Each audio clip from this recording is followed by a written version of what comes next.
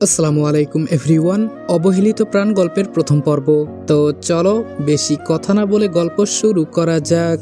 নিজের বাগদত্তাকে সারপ্রাইজ দিতে এসে তাকে নিজের ওই বেস্ট ফ্রেন্ডের সাথে অপ্রীতিকর অবস্থায় আবিষ্কার করবে তা কল্পনায় ভাবতে পারেনি প্রাণ।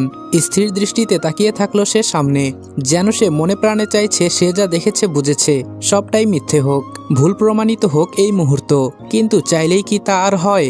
যে সত্য একদম ফকফকে পরিষ্কার তা কিভাবে মিথ্যে প্রমাণিত হবে? কথাটা ভেবে উঠতেই অজান্তেই নয়নযুগল বেয়ে গড়িয়ে পড়ল অশ্রুকণা। ভিজিয়ে গেল তার গাল। ঝাপসা দৃষ্টিতে কিঞ্চিত ফাঁক হয়ে থাকা দরজার ওপারে স্পষ্ট দুইজন নরনারীর বিশেষ মুহূর্তের সাক্ষী হয়ে গেল সে অবিলম্বে। তবে সেই কথা জানল না কেউ। নিজেদের মধ্যে এতই মত্ত ছিল দুজন যে চোখে পড়ল না দরজার অপর প্রান্তে দাঁড়িয়ে থাকা মেয়েলি গঠনের অবয়বটির দিকে। ধৈর্যের বাঁধ মনে হয় এবার ভাঙল। সহ্য হলো না এসব নষ্টামি। সে এগিয়ে এসে দরজা ঠেলার জন্য হাত বাড়ালেও তাদের বিষাক্ত কথা কর্ণকুহরে পৌঁছাতেই সে হাত গুটিয়ে নিল সে। লম্বা এক নিঃশ্বাস নিয়ে নিশ্চুপ পায়ে পিছিয়ে গেল প্রাণ। দিক বিদিক লক্ষ্য না করে হাতের পার্সটা মুঠো করে ধরে বেরিয়ে পড়ল সে। যাওয়ার পূর্বে দরজাটা লাগিয়ে গেল ঠিকই, তবে সেই আওয়াজ পৌঁছালো না কারো কর্ণকুহর পর্যন্ত। টলমল পায়ে বাড়ির বাহিরে এসে দাঁড়ালো প্রাণ। শরীর তার প্রচণ্ড রকম কাঁপছে, হাঁটতে কষ্ট হচ্ছে বেশ। খোলা চুলগুলো এলোমেলো হয়ে এসেছে, কাঁধে ঝুলানো ওড়না মাটির সাথে মিশে চলেছে। দু চোখের নিচে কাজল লেপটে গিয়েছে বিশ্রীভাবে, গালেও দাগ বসে আছে। বাহাত দিয়ে কাজলে ভেজা গালজোড়া মুছে নিল সে, সাথে সাথে হাতের কোণও হয়ে গেল কাজল রাঙা। ধীর পায়ে এগিয়ে গেল সে।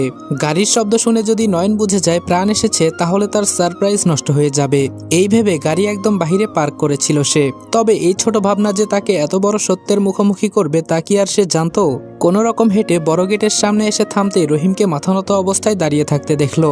লোকটার বয়স 40 ঊর্ধ্বে, গায়ের গরম ছিমছাম, ঠোঁট দুটো পানের পাতার কালচে রঙে রাঙা, পরনে দরজার প্রহরীর উর্দি।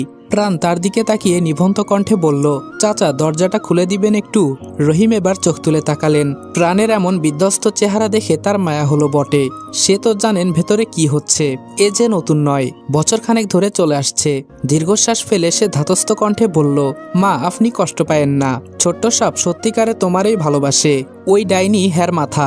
রহিমকে কথার মাঝে থামিয়ে দিয়ে প্রাণ বলে উঠল, কারো পক্ষ নিতে হবে না আপনার চাচা। আমি কোনো 5 বছরের বাচ্চা নই যে আমাকে কথায় ভোলানো যাবে। ভালো মন্দ বোঝার ক্ষমতা আমার বেশ আছে। রহিম এবার লজ্জায় মাথা নুইয়ে ফেললেন। প্রাণ পুনরায় বলে উঠে, দরজাটা খুলে দিন চাচা। রহিম এবার কথা এগোলেন না, চুপচাপ লোহার দরজাটা খুলে দিলেন। প্রাণ নিস্তব্ধ পায়ে একবার বেরিয়ে নিতে গিয়েও থমকে দাঁড়ালো। পেছনে ঘুরে পার্স ব্যাগ থেকে কয়েক হাজার টাকার নোট বের করে রহিমের দিকে এগিয়ে দিয়ে বলল, চাচা এটা আপনি রাখেন। নয়ন যাতে জানতে না পারে আমি এসেছিলাম এখানে, এটা আমার অনুরোধ। রহিম বিস্ময়কর দৃষ্টিতে তাকিয়ে জিজ্ঞেস করেন, আমাকে টাকা কেন দিচ্ছেন?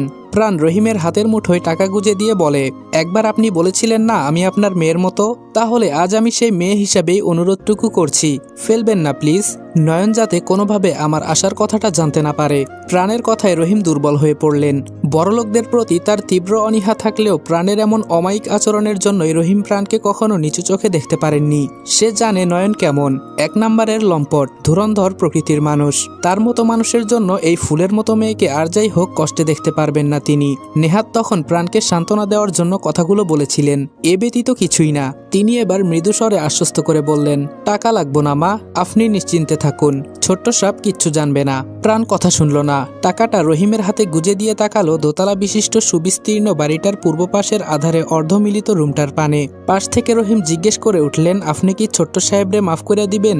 প্রাণ আনমনে বলে উঠে, অন্যায়ের কখনো ক্ষমা হয় না চাচা। কথাটা বলে প্রাণ বেরিয়ে আসে সেখান থেকে।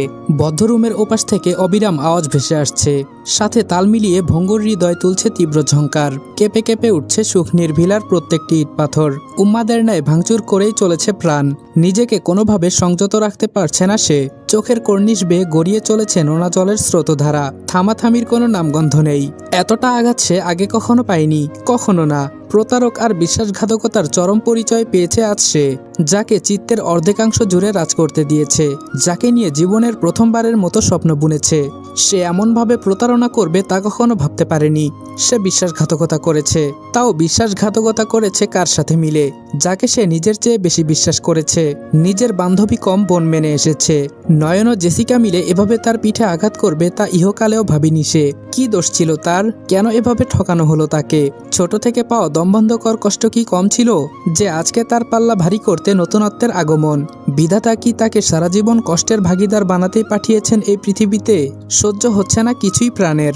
ড্রেসিং টেবিলে সাজিয়ে রাখা ব্লু ওশেন পারফিউমের বোতলটি তুলে সজোরে আছাড় মারল পাশের দেয়ালে। ক্ষণে সেটি বিপরীত বেগে ছুটে এসে গায়ের পাতলা চামড়া ভেদ করে সর্বাঙ্গে গেঁথে গেল নিপুণভাবে। গৌরবর্ণ গা লেপটে গেল আগুন ঝরা কৃষ্ণচূড়ার রঙে। ব্যথায় আনচান করে উঠল মন। প্রাণ পাত্তা দিল না সেদিকে। ডান পা সামনের দিকে এগিয়ে দ্বিতীয় বস্ত্র হাতে নেওয়ার সময় বড় কাচের টুকরোটিও আড়াআড়িভাবে গেঁথে গেল। এবার ব্যথা নিতে না পেরে প্রাণ মৃদু আর্তনাদ করে মেঝেতে বসে পড়ল। গলায় দলা পাকিয়ে থাকা সকল আকুলতা ব্যাকুলতা বেরিয়ে এলো চিৎকার করে। অশ্রুকণা সব ঝরল মুক্তা হয়ে। নিজের জীবনের প্রতি দুঃসহ নিয়ে মৃত্যুর কামনা করল বিধাতার কাছে। এদিকে ভাঙচুরের শব্দ শুনে নিচ থেকে দৌড়ে আসলেন আশা বেগম। দরজার পাশে দাঁড়িয়ে অনবরত করাঘাত করে চলেছেন তিনি। কয়েক মিনিট পর নম্রস্বরে বলে উঠলেন, প্রাণ মামুনি আমার, দরজা খোলো। কি হয়েছে বলো আমায়। দরজা খোলো না সোনা। একটু সময় পর সব নিস্তব্ধতায় ডুবে গেলে ভয়ে আটোসাটো হয়ে গেলেন আশা বেগম। মিনিট 15 ডাকাডাকির অহেতুক চেষ্টা চালিয়ে যাওয়ার পরও যখন প্রাণ দরজা খুলল না তখন আশা বেগম কিছুটা ভয় পেলেন। দ্রুত নিচে নেমে নিজের রুমে চলে গেলেন তিনি। আলমারির ভেতর থেকে প্রাণের রুমের ডুপ্লিকেট চাবি মুঠোয় পুরে ছুটলেন উপরের দিকে। দরজা খুলে ভেতরে ঢুকতেই নজরে পড়ল রক্তাক্ত প্রাণের দেহটার দিকে। মেঝেতে মূর্তির ন্যায় 2 পা জড়িয়ে বসে আছে। অভিব্যক্তিহীন এক ভঙ্গিতে সামনের দিকে তাকিয়ে আছে। ডান পায়ের পাশ দিয়ে সরল রেখার ন্যায় গড়িয়ে চলেছে উষ্ণ রঙের ধারা। চারিদিকে বেহাল পরিস্থিতি অদেখা করে আশা বেগম ছুটলেন প্রাণের নিকট। খুব সন্তর্পণে প্রাণের ক্ষতে হাত বুলিয়ে জিজ্ঞেস করলেন, মামুনি আমার কি হয়েছে? নিজের এই হাল কেন করেছিস? আয় উপরে খাটে বস, আমি মলম লাগিয়ে দিচ্ছি। প্রাণ প্রত্যুত্তর করল না, নড়লও না। আশা বেগম হাজারখানেক প্রশ্ন করার পরও কোনো উত্তর না পেয়ে শেষে বলে উঠলেন, কি হয়েছে বল আমায়। তুই না নয়ন বাবাকে সারপ্রাইজ দিতে গেলি, তাহলে এখন এমন কেন করছিস? ও কি কিছু বলেছে তোকে? ঝগড়া হয়েছে দুজনের মাঝে? বল আমাকে। প্রাণ কয়েক মুহূর্ত চুপ থেকে বলে উঠে, প্রতারক সে আশা মা, বিশ্বাস ভেঙেছে আমার। He is a bloody bastard. Asha Begum কি বুঝলেন কে জানে। তিনি প্রাণকে ধরে বললেন, কি হয়েছে পরে শুনবো, জখমে মলম লাগানো জরুরি, আমার সাথে আয়। কথাটা বলে এক প্রকার জোর খাটিয়ে আশা বেগম প্রাণকে ধরে তুলে বিছানায় বসালেন। দ্রুত ফার্স্ট এইড বক্স এনে ক্ষত স্থানগুলো পরিষ্কার করে মলম লাগিয়ে হাতে পায়ে ব্যান্ডেজ করে দিলেন। অতঃপর প্রাণের মাথায় আদুরে ভঙ্গিতে হাত বুলিয়ে বলেন, এবার কি হয়েছে বল আমায়। কি করেছে নয়ন? প্রাণ এতক্ষণ নিচে তাকিয়েছিল। আশা বেগমের কথা কর্ণগোচর হতেই চোখ তুলে তাকালো। ঈষৎ রক্তিম হয়ে আসা অক্ষিকাজ ক্ষোভের আগুনে দ্যুতিময়, পরিপূর্ণ কঠোরতায়। কিছুটা সময় নিয়ে প্রাণ আশা বেগমের কোলে মাথা রেখে শুয়ে পড়ল। বলতে শুরু করলো সবটাই। সব জেনে আশা বেগমের বুক কেঁপে উঠল। নিষ্পলক দৃষ্টিতে তাকিয়ে থাকলেন। ভাবলেন, ছোট থেকে মেয়েটা কি কম সয়েছিল যে এখন আবার এসব হয়ে গেল? ভালোবাসা নামক মরীচিকা কি কখনো সত্যের রূপ নিবে না তাহলে? দীর্ঘ নিঃশ্বাস বেরিয়ে এলো আশা বেগমের। হঠাৎ প্রাণ বলে উঠল, ওদের কখনো ক্ষমা করব না আমি আশা মা। প্রাণের আবেগ বিশ্বাস ভালোবাসা নিয়ে খেলেছে তারা। এর পরিণাম তাদের ভোগ করতেই হবে। ছাড়বো না আমি কাউকে, কঠোর শাস্তি দিব, তুমি দেখে নিও। প্রাণকে এমন আচরণ করতে দেখে আশা বেগম ঘাবড়ে গেলেন। শুকনো গলায় ঢোক গিলে বললেন, মামুনি তুমি এখন ঘুমাও, অনেক রাত হয়েছে, আমি তোমার মাথায় হাত বুলিয়ে দিচ্ছি কেমন? ঘণ্টাখানেক পর প্রাণ সে অবস্থায় বিড়বিড় করতে করতেই ঘুমিয়ে গেল। প্রাণ ঘুমিয়ে পড়তে আশা বেগম স্বস্তির নিঃশ্বাস ফেললেন। রুমের চারদিকে ভালোমতো পরোক্ষ করে পরিষ্কারের কাজে লেগে পড়লেন। প্রাণ নিজের পেশাজনিত কারণে এতদিন দেশের বাইরে ছিল। বিদায় বাসার সকল সার্ভেন্টদের 1 সপ্তাহের ছুটি দিয়েছিল সে, যার জন্য আজ বাড়িটা নিত্যদিনের চেয়ে একটু বেশি নিস্তব্ধ। ঘটনাও সব ভাটা পড়ল এর মাঝেই। ভালোই হয়েছে একদিক দিয়ে, পাঁচকান হবে না কোনো কথা। পরবর্তীতে যা হবে সব আড়ালে আবডালে। সার্ভেন্টদের ছুটির মেয়াদ 2 দিন পরে শেষ হওয়ার কথা হলেও কাল বিকেলের মাঝেই সবাইকে হাজির হতে বললেন আশা বেগম। প্রাণ যেহেতু ফিরে এসেছে সেহেতু নিজের কাজে সামান্যটুকু হেরফের তার চলবে না। তবে এটা এখন মুখ্য বিষয় না। মেয়েটাকে তিনি সামাল দিবেন কিভাবে এটা ভাবার বিষয়। পাগলামি করবে না তো আবার? প্রত্যুষের আলো ফোটা মাত্র নয়ন ডাকে কম্পিত হলো সুখ নির্ভিলা। সে ডাক প্রাণের কর্ণকুহরে বিচরণ করা মাত্র ঘুম ছুটে গেল তার।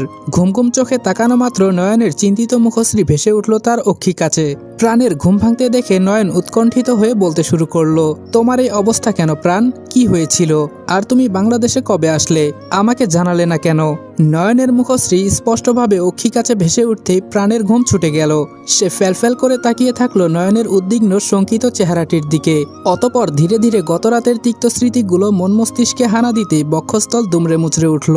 ক্ষোভের অগ্নিশিখা দাপাদাপি করে ছড়িয়ে পড়ল শিরায় উপশিরায়। নেত্রযুগল হয়ে উঠল ঈষৎ রক্তিম। বিতৃষ্ণায় দৃষ্টি ঘুরিয়ে নিল প্রাণ। ঘৃণায় যেন শরীর কেঁপে কেঁপে উঠছে।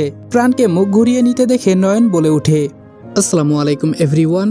অবহেলিত প্রাণ গল্পের প্রথম পর্ব এখানে শেষ করলাম। ভিডিওটা ভালো লাগলে লাইক এবং কমেন্ট করে দিও। আর চ্যানেলে নতুন হলে সাবস্ক্রাইব করতে ভুলবে না। আর এতিম ছেলের জীবন গল্পটি আমাদের second channel Sajid always on ফায়ারে আপলোড করা হইতেছে। তোমরা আমাদের সেকেন্ড চ্যানেল থেকে গল্পটা দেখতে পারো। তো দেখা হচ্ছে নেক্সট ভিডিওতে। ততক্ষণ ভালো থাকবা, সুস্থ থাকবা। আল্লাহ হাফেজ।